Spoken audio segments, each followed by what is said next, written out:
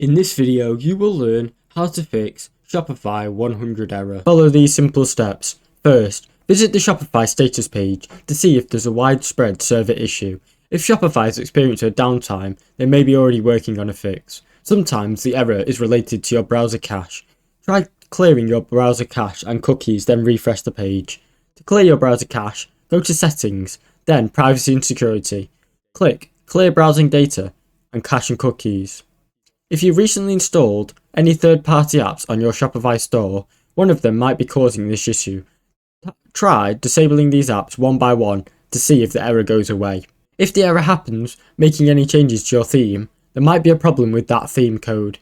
You can also revert to the default Shopify theme to see if that fixes the issue. If none of these steps work, try reaching out to Shopify support directly. Here they can check your store and confirm any potential issues on the server side. Thanks for watching. Don't forget to like and subscribe.